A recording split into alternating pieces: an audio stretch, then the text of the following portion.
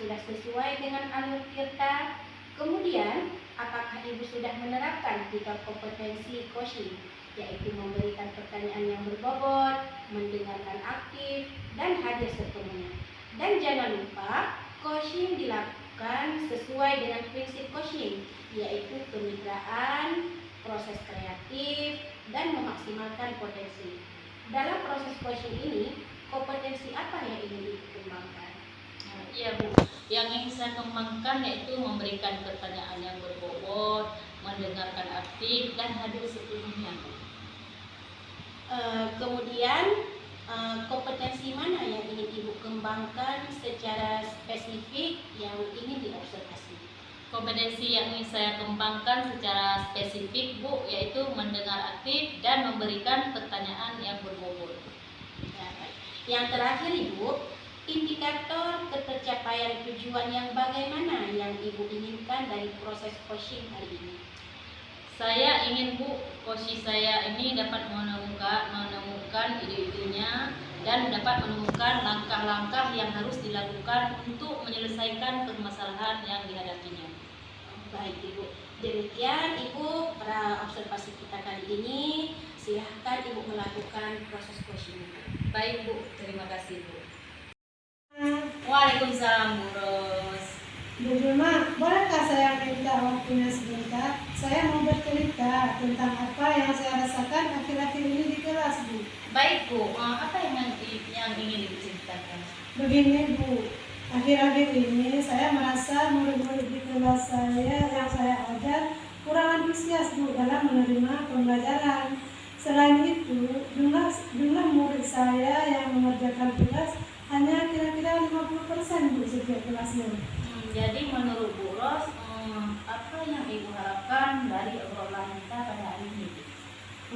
Saya mengharapkan solusi atas permasalahan tentang antusiasme murid-murid yang saya ajar Bu.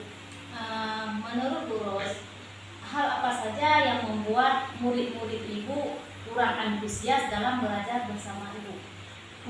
Kalau saya ingat kembali Bu ya, hal yang menyebabkan murid-murid saya kurang antusias adalah yang pertama, pembelajaran saya sepertinya sedikit membosankan Bu, terlalu monoton. Saya terlalu dominan untuk berbicara, bercerita di depan murid-murid saya. Yang kedua, saya tidak memberikan kesempatan buat murid saya untuk berpendapat atau aktif berbicara pada pembelajaran saya Bu. Oh begitu ya Bu. Kira-kira apa saja yang dapat membuat murid Ibu antusias dalam pembelajaran ini? Iya Bu, menurut saya nih Bu ya, murid-murid pasti menginginkan pembelajaran yang asyik, tidak monoton dan tidak membosankan Bu. Wah, menurut pendapat Ibu nih, apa saja yang bisa membuat murid-murid Ibu ini asyik dan tidak bosan dalam pembelajaran yang Ibu terapkan? Menurut saya Bu, pembelajaran harus berpusat pada murid. Ya. Murid diminta untuk aktif dalam pembelajaran. Kemudian adanya ice breaking ataupun game supaya pembelajaran lebih menarik Bu untuk siswa. Lalu Bu, mengenai tugas yang diberikan kepada murid-murid Ibu, apakah penyebabnya sehingga kurangnya antusias dalam mengumpulkan tugas Bu? Kemungkinan Bu, karena tugas yang saya berikan terlalu banyak Bu dan berisi banyak pertanyaan tanpa saya memberikan sumber belajar yang beragam dan mengasyikkan mungkin Bu. Kalau boleh saya tahu nih Bu ya, Ibu menggunakan sumber belajar apa saja di kelas Ibu? Saya biasa menggunakan buku teks yang ada di perpustakaan Bu. Ada sumber lain selain buku teks Bu? Saya pikir banyak ya Bu sumber lain. Sumbernya seperti video, YouTube, artikel yang ada di blog, atau tulisan ilmiah di internet Bu. Atau bisa juga kita menggunakan aplikasi yang sedang tren saat ini Bu, seperti TikTok atau ada di IG Bu. Nah betul sekali Ibu, saya yakin sekali Ibu bisa menggunakan berbagai macam sumber belajar, pasti akan membuat murid-murid antusias dalam pembelajaran ini. Jadi sekarang apa rencana Ibu untuk dapat menyelesaikan masalah ini? Jadi rencana saya ke depan yang pertama, saya akan merancang pembelajaran yang mengasyikkan dengan menggunakan sumber belajar yang beragam, Bu, seperti YouTube dan TikTok. Kemudian yang kedua, saya akan memberikan tugas yang tidak terlalu banyak, Bu, dan kemudian saya akan memberikan bentuk tugasnya sesuai dengan minat dan bakat siswa saya, Bu. Istilahnya, saya akan melaksanakan pembelajaran berdiferensi, Bu, sehingga murid tidak terkesan dipaksa, tetapi mereka memang senang mengerjakan tugasnya. Misalnya menggunakan bentuk drama, lagu, puisi, atau juga pantun, bahkan juga laporan digital, Bu. Iya ya, bagus sekali Bu ya, rencana Ibu ini sudah sangat bagus. Mudah-mudahan Bu semua rencana yang akan Ibu lakukan ini berhasil dengan baik. Ya, Bu. Jadi selanjutnya apa komitmen Ibu ini terhadap rencana Ibu nanti? Komitmen saya, Bu, untuk selalu membuat rencana pembelajaran yang mengasyikkan, menggunakan banyak sumber belajar untuk eksplorasi materi, sehingga murid-murid saya dapat menjalankan merdeka belajar.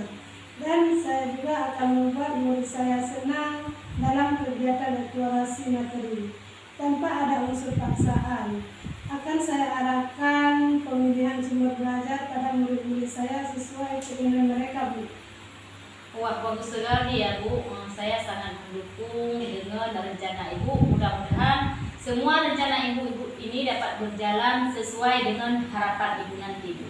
Iya, Bu, terima kasih ya Bu Malinda atas waktunya untuk sharing kita ini. Mudah-mudahan kita semua bisa menjadi guru yang dirindukan oleh siswa-siswa kita di sekolah, Bu. Amin. Amin Bu. Ya, terima kasih banyak Bu. Ya, sama-sama Bu Julian. Saya melakukan observasi dari proses coaching yang Ibu lakukan tadi, ada beberapa pertanyaan ya Bu yang ingin saya tanyakan kepada Ibu. Yang pertama, apa saja yang sudah dilakukan terkait dengan indikator ketercapaian yang diinginkan? Tadi selama coaching saya sudah melakukan percakapan sesuai dengan alur peta, yaitu sudah menanyakan tujuan identifikasi, ada rencana aksi dan tanggung jawab, sehingga alur tersebut coaching bisa menyampaikan permasalahannya, kemudian dapat menggali potensi atau ide-ide dari si coaching untuk menemukan solusinya sendiri atas permasalahannya tersebut. Oke, baik Ibu. Jadi, selama observasi yang saya lakukan tadi, saya melihat bahwa proses coaching yang sudah dilakukan dengan sangat baik tadi, Ibu sudah mampu mendengarkan secara aktif sehingga dapat memberikan pertanyaan yang berbobot kepada coaching. Dan coaching pun bisa menemukan ide dan langkah-langkah untuk menyelesaikan permasalahannya sendiri. Karena proses coaching yang Ibu lakukan juga sudah sesuai dengan prinsip coaching. Nah, pertanyaan terakhir ini Bu, kompetensi apa lagi yang ingin dikembangkan berdasarkan hasil melakukan coaching barusan? Ya Bu, kompetensi yang ingin saya kembangkan lagi yaitu saya ingin memahami lebih dalam lagi mengenai alur peta sehingga nantinya ada penguatan dari ketiga kompetensi coaching yang saya miliki sehingga proses coaching selanjutnya berjalan lebih baik lagi. Wah, luar biasa sekali Ibu. Baik Ibu, terima kasih sudah menjawab semua pertanyaannya, sudah melakukan proses coaching dengan sangat baik. Saya akhiri sampai di sini. Terima kasih banyak Bu. Iya Bu, sama-sama Bu.